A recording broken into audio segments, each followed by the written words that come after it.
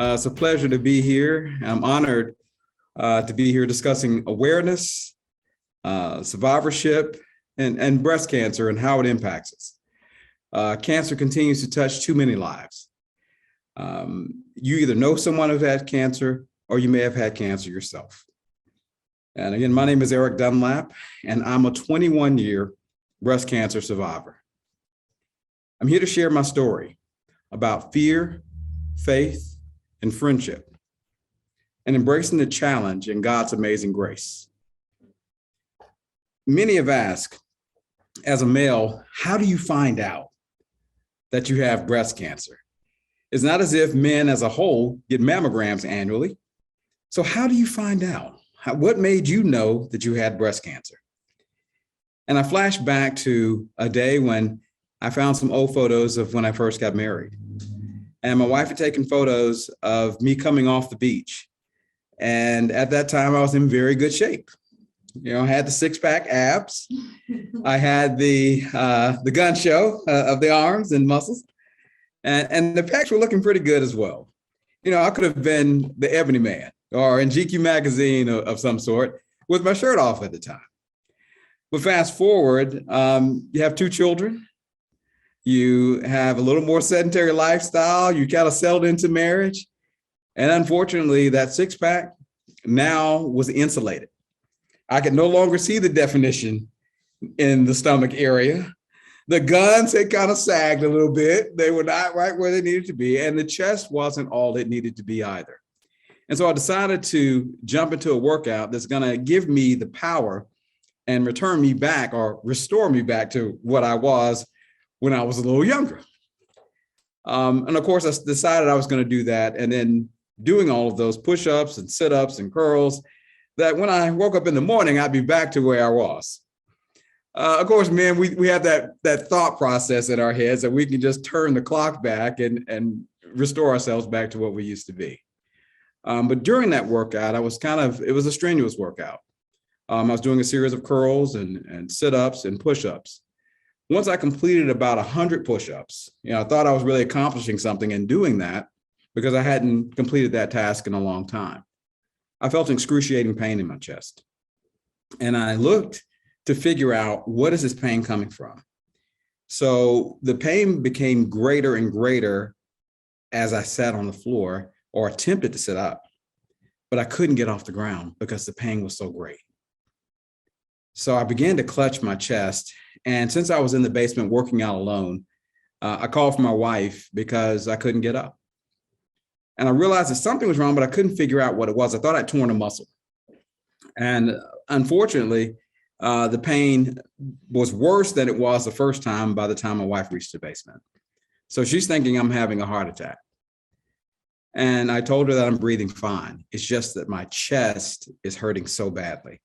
So as I tried to stand and she tried to assist me, I clutched my chest again. And this time I noticed the lump that I'd never noticed before. And just to make sure that I wasn't thinking something or assuming something, I had her also confirm that there was a lump there.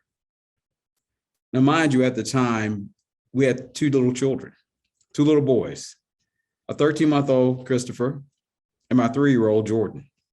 So when she came downstairs, she had them in tow, but I didn't want to scare them, but the pain was so great that I'm sure there was something on my face expressing it, but I was trying not to present fear.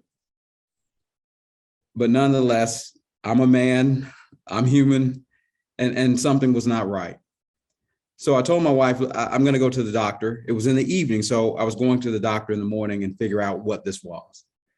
And so we scheduled an appointment, and I emphasized the urgency of seeing the doctor because the pain had been so excruciating. By that time, the pain had kind of subsided somewhat, but I still said, I'm going to be steadfast and go to the doctor. I get to the doctor. He looks at me, starts to do the examination, asks me kind of what's wrong, what am I feeling, and I began to express it. He began to examine my chest, and he hoped and thought it was a cyst. He said, well, with the cyst, we can drain it, and we can do some other processes, but it didn't sound like it was going to be that great of a deal. But he didn't, his facial expression changed as he examined me, and he didn't say it was a cyst. He said, this is a mass, and the mass is hard. And so with a mass like that, we need to do some further exploration to determine exactly what it is. So he stepped to the right and began writing rather profusely. I didn't know what he was writing at first, so I decided to cheat a little bit and look over his shoulder and see what he was writing. And I saw him write down the word surgical oncologist. Now, at the time, I hadn't thought that it could be anything of that nature. I just thought, well, he's being extremely thorough.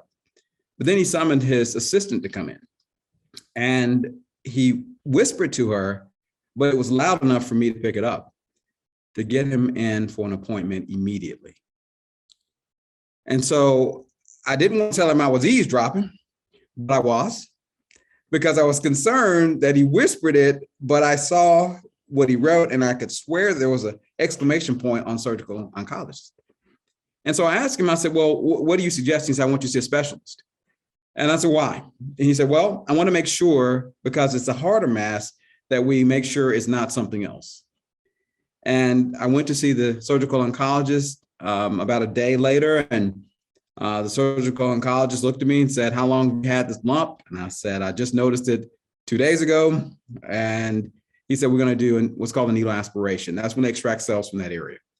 And in doing that needle aspiration, we'll be able to determine what type of cells they are, what type of treatment we need to have for you. But he said, ultimately, we're going to have to do some kind of surgery because we've got to remove the growth. But we want to determine what the growth is. And that's what's important. And 3 days later, I'm diagnosed with breast cancer. Now, of course, hearing cancer in a sentence with your name is something that causes you to pause.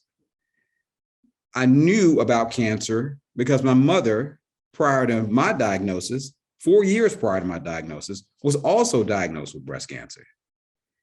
As a child, I lost my grandmother to breast cancer. So I knew that it was in the family. I just didn't think by any shape or any imagination that it could come to me as a male. And so my thoughts running through my mind.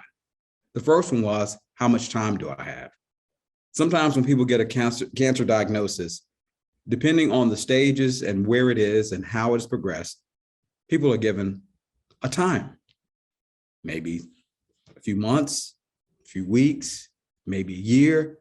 And so my question in my mind was, how long do I have? I'm thinking about my 3-year-old. I'm thinking about my 13-month-old. I'm thinking about my wife. Would I see my 13-month-old turn 2? Would I see my 3-year-old turn 4? Would I celebrate another birthday or wedding anniversary?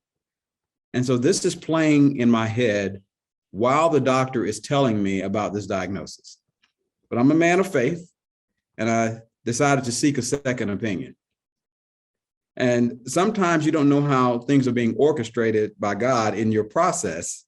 But what's interesting is I developed such a rapport with my mother's oncologist that she was the person I sought the second opinion from. And so after the first couple of days of trying to figure out what to do on the first day, I sought a second opinion. And the second opinion confirmed the first, that I indeed had breast cancer. So I continued to wrestle with this in my mind, but I decided that I could only do the thing that I knew to do: pray. Before I told my wife about the diagnosis, I prayed because I wanted to be prepared in the best way that I could, knowing that if I allowed the fear to overtake me, that it wasn't going to take me down a pathway of healing, it was just going to take me down a pathway of despair. And so when I talked to her about it, she already knew by the look on my face that I'd gotten the diagnosis. But I had to make sure that she was a part of my healing process by talking with her about it. And we prayed about it together as a family. When the doctors decided what the course of treatment was, they looked at two things and said, well, based on the tumor size, based on what we found, we need to make sure that we are aggressive and do the surgery quickly. We don't know how long the tumor has been in your body, and so we don't know where other cells may be. And so in order to move forward, we need to extract this tumor. And they did a process called a radical mastectomy. The radical mastectomy is the removal of all the breast tissue from the impacted region. And in doing so, they also did what's called a simultaneous reconstruction, in which they removed muscle from my back and placed it in my chest so that my chest would be symmetrical. Now, I didn't think it would matter a whole lot, but it did. I didn't think that being impaired by a surgical scar would have an impact on me, but it did. I didn't know that I was going to have to endure chemotherapy, but I did. And the chemotherapy was to be induced after the radical mastectomy. So after I began healing, I had to go through another process. And the second process was the chemotherapy. And the chemotherapy lasted for 6 months. And throughout that process, you have highs and lows, ups and downs, your moods, your chemicals, your being able to eat, all of that is impacted. But having a good support system around you of your family, and having the example of my mother, who is a 2-time breast cancer survivor, and how she got through it with grace, how she did not waver in her faith, and how she had 2 lumpectomies and radiation treatment and kept going. And so I adopted some of her faith into my faith so that I could get through. I looked and I tried to remember what's so important about discussing breast cancer. And it's the moment of activation. You have to move from just saying I have faith to making sure that you are getting the examination. And man, I challenge you today. If you haven't gone to the doctor lately, schedule an appointment. Get the prostate check. Get the colon check. Get the breast cancer check. If breast cancer is in your family, male or female, the gene may be present. And the only way you're going to uncover this is by testing. And you have to tell the doctor what your family history is, not just on the intake form, but in the dialogue, so that you can make sure that things are done. But I talked to you about my fear and my faith. My faith had to overcome my fear. That 13-month-old Christopher is now 22 years old. I feared not being able to see him graduate from high school. Not only did he graduate from high school, but he graduated from college with honors from Morehouse in May. My 3-year-old Jordan is now 25 years old. He's a graduate of Georgia State University. Again, my faith and my fear were not going to be on the same page. We had to change the equilibrium scale. My faith had to go up so my fear could go down. In other words, my God had to increase so I could decrease so that he could help me get through this process. Anyone encountering cancer has a battle on their hands. It doesn't mean that your prognosis and your diagnosis are the same thing. You get diagnosis, but you have to have the prognosis to get through it from God. You have to pray, and you got to continue to take action. And I hope today that somebody who was sitting on the couch and not going to the doctor will make that decision. Pick up your smartphone, put a reminder in place to schedule those doctor visits. COVID has challenged us, and a lot of people have put things off, but this is something you need to put on. If I hadn't gone in when I did, the doctor said if I waited even 60 more days, the cancer had already presented itself, was already in my lymph nodes. So if I'd waited, it would have progressed possibly to an organ, my brain, my liver, my kidneys, where the treatment changes as it reaches those other regions and your stage changes. So here's the stage change I'm challenging you with today. Take the time, put your exercise in, put your time in with the doctor. And man, I'm gonna really hit you with this one. I bet every one of you knows the next time you need an oil change. There's usually a sticker in the car. There's usually something on your dash that may pop up and remind you.